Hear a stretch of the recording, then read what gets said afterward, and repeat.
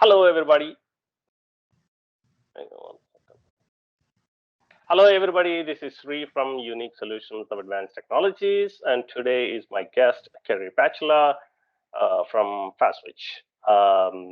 Today, we are going to talk about what is challenges because of the pandemic that FastSwitch gone through, and how they overcome the challenges, and what positive message, what encouraging message that Carey is going to share with us. So, Carey, please introduce yourself. Awesome. Well, thank you for having me today. My name's Carey Pachla, and actually, we rebranded last year, which will kind of go into the messaging of maybe the pandemic and the question that you asked to Fast Tech Global. So I could talk a little bit about that and the challenges and some of the positive messaging. It's interesting because at the beginning of 2020, actually at the beginning of January, I purchased the division that I had started with FastSwitch nearly 16 years ago, or a little over 16 years ago at that time. Mhm. And I purchased that division at the beginning of January, 2 months before the global pandemic. So we couldn't foresee the global pandemic happening, but I purchased the division. We became FastSwitch Great Lakes, and then we rebranded later in the year to Fast Tech Global as we were expanding in the US and globally as well.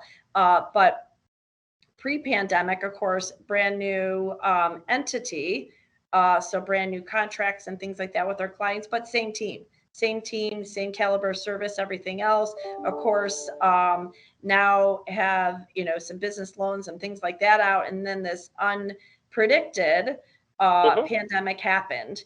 And so, Right. as a business leader, as a manager, as a coach, or whatever role you might be in, my advice is don't panic and really be a rock for the rest of your team, whether it's your family or your team at Right. work. And at the beginning of January and kind of into February last year, I got a lot of phone calls and a lot of, hey, congratulations, let's go out and celebrate. Let's have a glass of wine. We're so Mhm. thrilled and excited for you. And then come the end of March, I would get a lot of calls. How are you doing? And my canned response was, how do you think I'm doing? I just bought a company 2 months before a global pandemic.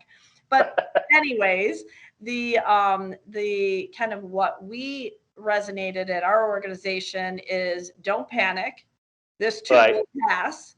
It's That's right. another challenge, as we've had challenges with the stock market crash, the financial crash, the .com Right. bust, the Y2K finale. Um, Right. and we, instead of sitting back worrying, we found some extra times on our hand early in pandemic as business was slow to Mhm. really set our strategy and create our playbook, right, for this Excellent. new entity. So in Oh, retrospect, looking back now, it was kind of a gift to have a little bit of that time to put right. our strategy together. So, as the pandemic kicked in, yes, of course, it's kind of a stressful time, like everybody else. There is so much that you've been through in last 18 months, I can imagine. So, Mhm. if I ask you, what is one challenge that you would want to share with, and how did you overcome that challenge as a Mhm. business case?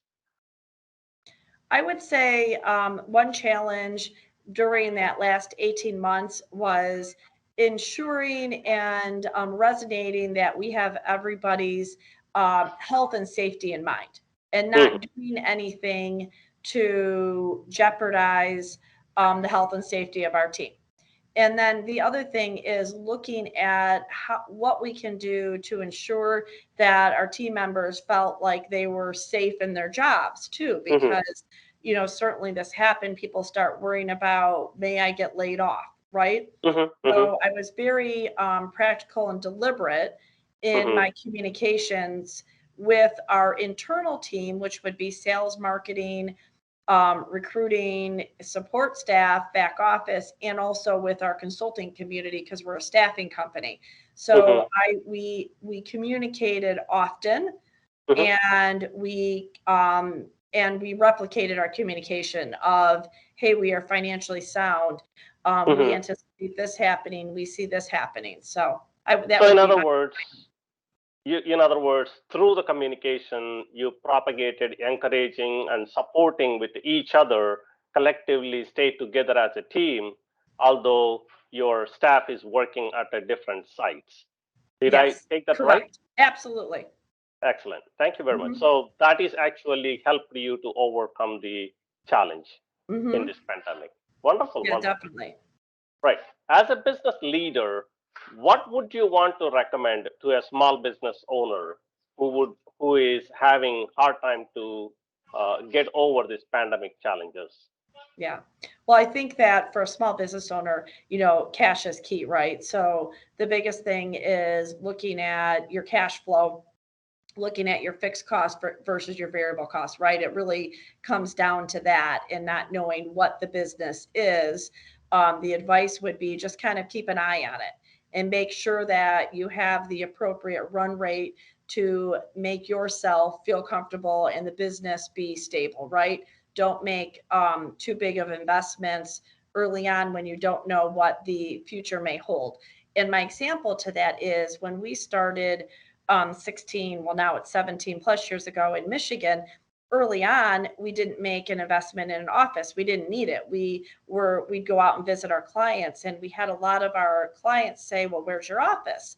And I'd say, "Well, have you ever visited the offices of my competitors?" And they're like, "Well, no. So why do we need an office?" Because you don't visit us, but it's an expense that ultimately you pay for through the pricing, right? Indeed, So indeed. early on, 17 plus years ago, we had a very slim fixed cost, right? Or fixed Hmm. cost because of that. And so we could be really nimble. Yeah. And what I've learned over the many years with that is now we have a pretty nice office, but it's not extravagant. Hmm. It's useful, it's what we need. And that would be kind of my advice. Just kind of keeping an eye on those things and don't get too big for your britches and go on a spending spree when you don't know what's around the corner. So in other words, you are suggesting not to overstretch financially and be frugal. Exactly. Excellent. Thank you. Now, the third question that I would like to take it Hmm.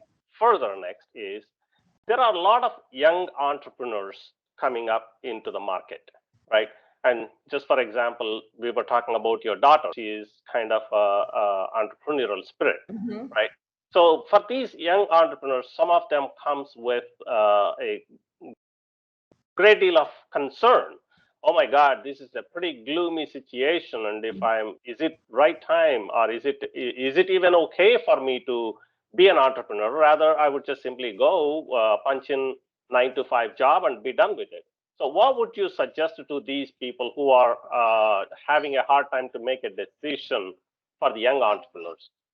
Well, the big corporate companies might not like my advice, but my advice would be go do it now, right? You also have less fixed costs. Same with a business. The more you mature in age and in your careers, you typically have more costs because you may own a house, you may have a family, you may have children, you may be trying to save for retirement and everything else. So my gosh, do it now because you probably are living really cheap or you're still living on your parents' payroll. And I like to use that example all the time about when will my kids get off of my payroll? Wow, won't that be nice, right? Because I have two that are living off my payroll for the most part right now. So why not try it? You'll learn from it. Excellent. You may fail, but Uh-huh.